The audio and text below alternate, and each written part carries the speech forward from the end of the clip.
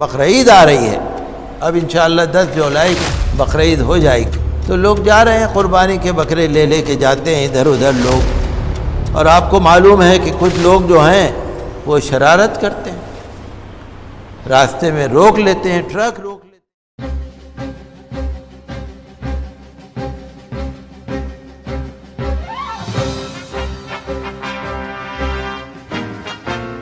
السلام علیکم ناظرین، نورانی خبروں میں آپ کا خیر مقدم ہے۔ ہمارے سبھی ناظرینوں کو عید الاضحیٰ کی بہت بہت مبارکباد۔ اگر آپ کا بھی دل کریں تو آپ بھی ہمیں عید الاضحیٰ کی مبارکباد دے سکتے ہیں۔ دلی کے شاہی امام نے بقرعید کے تعلق سے کیا کچھ کہا اور سرکار سے قربانی کے متعلق کیا اپیل کی ہے، جاننے کے لیے ہماری اس ویڈیو سے آخر تک بنے رہیں۔ ناظرین، آج کی اس ویڈیو میں ہم آپ کے لیے فتح پوری مسجد کے شاہی امام کا وہ بیان لے کر آئے ہیں جو انہوں نے 10 جولائی کو منائے جانے والے عید الاضحیٰ یعنی بقرعید اور قربانی پر دیا ہے۔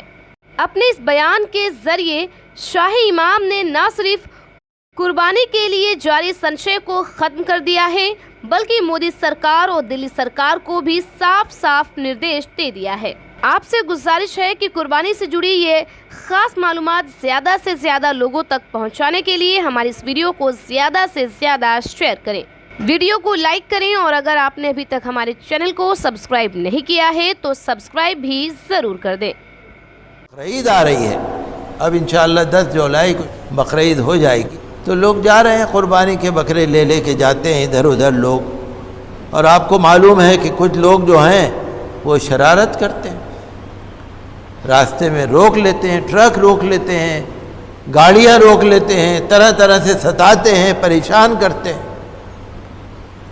تو ہمارا بھارت سرکار سے ہماری اپیل ہے کہ 75 سال سے جس طرح بھی مسلمان ہندوستان میں قربانی کر رہے ہیں، بقرعید منا رہے ہیں، اسی طرح پر منانے کے لیے حکومت مؤثر مناسب انتظام کرے تاکہ کسی کی طرف سے کوئی پریشانی کھڑی نہ ہو۔ ہر سال ایسے ہی ہوتا ہے، آپ دیکھیں گے یہاں مارکیٹ نہیں لگے گی، وہاں مارکیٹ نہیں لگے گی، یہاں بکرے کھڑے نہیں ہوں گے، ادھر کھڑے نہیں ہوں گے، یہاں نہ کھڑے ہو، 10 جھمیلے ہیں۔ تو جب ہمارا ایک آئینی حق ہے، مسلمانوں کا آئینی حق ہے، ہمارے کانسٹیٹیوشن نے، سمویدھان نے ہر مذہب والے کو آزادی دی ہے کہ تم اپنے مذہب کے انوسار اپنا تہوار منا سکتے ہو، تو مسلمانوں کو بھی حق ہونا چاہیے، ہمارا آئینی حق ہے۔ اتنی بات ضرور ہے کہ جیسا کہ میں نے پہلے بھی کہا تھا کہ قانون کے دائرے میں رہ کر قربانی کریں۔ اگر کسی جانور کے لیے قانون منع کرتا ہے، خبردار آپ اس کو ہاتھ نہ لگائیں۔ اگر کوئی جانور ایسا ہے کہ قانونی طور سے منع ہے، ہمارے برادران وطن کے مذہبی جذبات مجروح ہوتے ہیں، اگر ہمیں حکومت نے منع کیا ہے تو ہمارے پاس آپشن دوسرے بھی ہیں۔ آپ دمبا کرو، بھیڑ کرو، بکرا کرو، بھینس کرو، کچھ اور کرو، لیکن جو ممنوعہ جانور ہے، جو منع کیا ہوا جانور ہے، اس کی طرف آپ دیکھیں بھی نہیں۔ بلکہ میں تو لوگوں سے کہوں گا کہ بقرعید کے دنوں میں گائے کو آپ قطعاً رکھو ہی نہیں اپنے پاس، نہ پالنے کے لیے رکھو، نہ دودھ پینے کے لیے رکھو، نہ خریدو۔ آپ نے دیکھا نا الور میں جو پہلو خان کے جو موب لنچنگ ہو گئی تھی، کس وجہ سے ہو گئی تھی؟ کہ وہ بیچارہ 2 گائیں لے کے اپنے گھر میں پالنے کے لیے، دودھ کے لیے لے کے جا رہا تھا، لیکن لوگوں نے اس کو تسکری کا الزام لگا کے مار دیا۔ تو جب تک یہ بقرعید کے دن ہے، ایسے جانوروں سے دور رہو تاکہ کوئی بہانہ بنا کے بھی آپ کے قانون کا کوئی غلط استعمال نہ کرے۔ اور ایک آپ نے افواہ اور سنی ہوگی، افواہ کیا بلکہ animal welfare board of India جو سرکاری ایک ادارہ ہے، میں نے سنا تھا ایک نوٹیفیکیشن اس نے جاری کر دیا ہے، واللہ عالم صحیح ہے یا غلط ہے یہ تو بھارت سرکار سے ہی پتہ لگے گا۔ Animal welfare board of India نے ایک نوٹیفیکیشن جاری کیا ہے سارے ہندوستان کی ریاستوں کو کہ کوئی بھی مسلمان بقرعید کے موقع پر اپنے گھروں میں قربانی نہ کریں،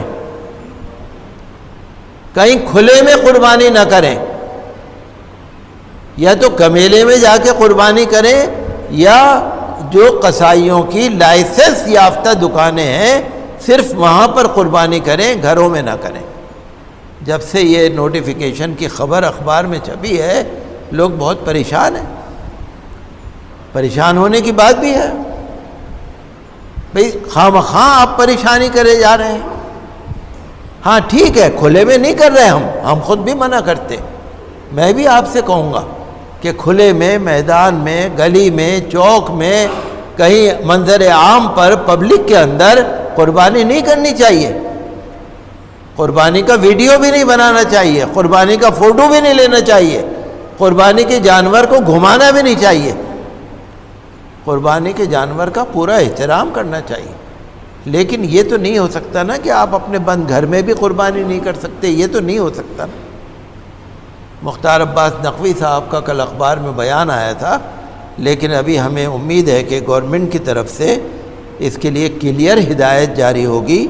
ہم تو یہی کہیں گے، دیکھیے آپ نے سنا ہوگا، میں کہتا ہوں کہ 75 سال سے قربانی ہم کر رہے ہیں۔ ہم 75 سال سے نہیں کر رہے ہیں، ہم تو 1450 سال سے کر رہے ہیں۔ 75 سال میں اس لیے کہتا ہوں کہ ہندوستان کو آزاد ہوئے ہوا ہے۔ آزاد ہندوستان کے یوگدان میں مسلمانوں کا پورا حق ہے۔ ہم یہاں پر ہندوستان میں اپنا دیش، اپنا وطن سمجھ کے رہتے ہیں، بھیک مانگنے کے لیے نہیں رہتے ہم مجبوری میں نہیں رہتے۔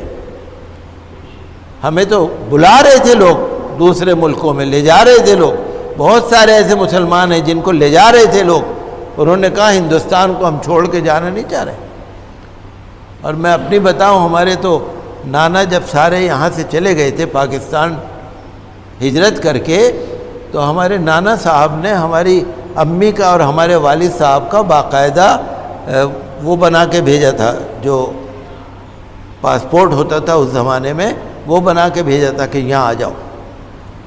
تو ہم لوگ تو یہاں پر اپنا وطن سمجھ کے رہ رہے ہیں، یہ وطن ہے ہمارا۔ ہم تو زندہ رہیں گے تو زمین کے اوپر، اور مر جائیں گے تو اسی دیش میں زمین کے اندر۔ تو ہم یہ چاہتے ہیں کہ 1450 برس سے جو ہمارا مسلمانوں کا قربانی کا سلسلہ چلا آ رہا ہے اور ہمارے سنویدھان نے اس کی اجازت دی ہے، اس میں کسی بھی طرح کی کوئی رکاوٹ نہیں آنی چاہیے۔ آج ہی میں پڑھ رہا تھا اخبار کے اندر کہ سورج کے اندر ایک بڑا سا دھبا پڑ گیا۔ سورج کے اندر ایک بہت بڑا سا دھبا پڑ گیا۔ سائنسداں بہت پریشان ہیں کہ کوئی شمسی طوفان نہ آ جائے۔ کتنا بڑا دھبا پڑ گیا، آپ غور سے سنیے گا۔ سورج کے اندر کتنا بڑا دھبا پڑ گیا، زمین جتنی بھی ہے نا، ساری زمین، ساری دنیا، زمین سے دگنا تگنا بڑا دھبا پڑا ہے سورج کے اوپر۔ آج ہی کے اخبار میں پڑھا میں نے۔ یہ جو زمین ہے، یہاں سے لے کے امریکہ تک، افریقہ تک، ساری دنیا، یوروپ، ایشیا، ساری کائنات، اتنی بڑی جو زمین ہے، اس سے دگنی تگنی زمین آپ لگا لیجئے، اتنا بڑا دھبا پڑ گیا ہے سورج پر۔ سائنسداں پریشان ہیں کہ اس کا علاج کیا ہے۔ اگر کوئی طوفان آ گیا سورج کے اندر، سب مصیبت آ جائے گی۔ تو سورج کتنا بڑا ہوگا، آپ سوچیے، سورج کتنا بڑا ہوگا جب زمین سے دگنا تگنا، تو اس کا دھبا بڑا ہے، جو چھوٹا سا دھبا ہے، سورج کتنا بڑا ہوگا۔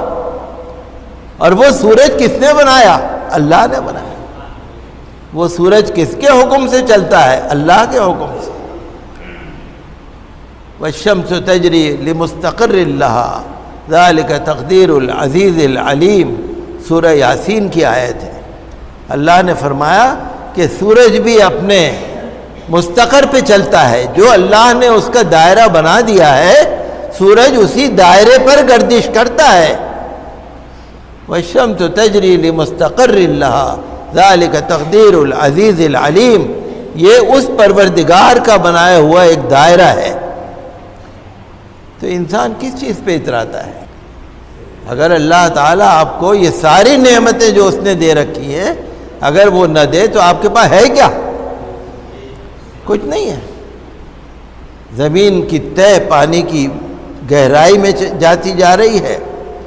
پہلے اگر 20 فٹ پہ پانی تھا تو 25 فٹ پہ چلا گیا، 40 فٹ پہ چلا گیا، جگہ جگہ بورنگ ہو رہی ہے۔ جب بورنگ ہو جائے گی تو وہ پانی جتنا موجود ہے وہ بھی ختم ہو جائے گا۔ جب تک اللہ کی نعمتوں کا اقرار نہ کرو، اللہ کی نعمتوں کی قدر نہ کرو، اللہ کے سامنے سر نہ جھکاؤ۔ بھائی جس کا کھاؤ اس کا گاؤ، آپ نے سنا ہوگا نا۔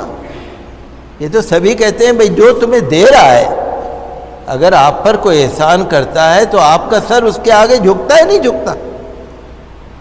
پروردگار عالم نے ساری دنیا کی نعمتیں آپ کو دے دی، لیکن آپ اس کی عبادت سے منہ موڑے رہتے ہو۔ کبھی ادھر سر جھکا دیا، کبھی ادھر سر جھکا دیا۔ اللہ کے سامنے سر جھکانے میں آپ کو شرم آ رہی ہے تو پھر کیا ہے؟ تو اللہ فرمائے گا کہ آج ہم تمہیں بلائیں گے۔ پھر اللہ تعالیٰ دوسرے سے پوچھے گا، ہاں بھائی فلاں بندے تم بتاؤ کیا ہے، کیا کیا دنیا میں؟